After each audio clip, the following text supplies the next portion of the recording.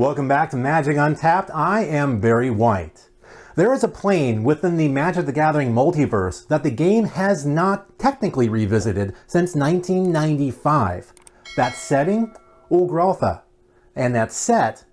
Homelands. Considered to be one of the worst design sets ever for the collectible card game. But would you be amazed to learn that, for a fleeting moment, Innistrad, considered one of the best sets in Magic the Gathering history, could have been set on Ulgrotha? Here's Magic the Gathering head designer with more details. So Homelands is interesting. What Homelands was is the team that made it looked at the data they had from Alpha, meaning, okay, what were the cards people seem to like in Alpha? And they made a world built on that.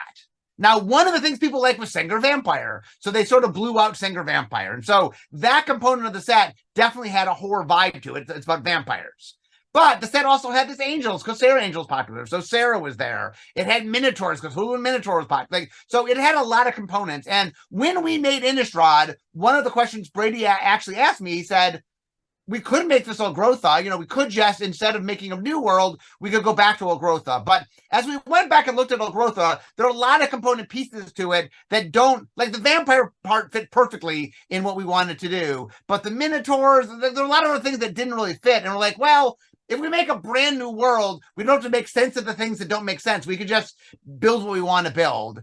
And being that we were trying to do something that at the time had not been successful, Champions was not considered a success, I thought a fresh start with a fresh world where we could just choose whatever we wanted gave us the best chance of success. The question of should it be Ulgrotha was very early on. We talked about it for maybe 30 minutes and decided not to do it. So it was not, we never ever designed the set thinking was Ulgrotha. It was just a question that got asked.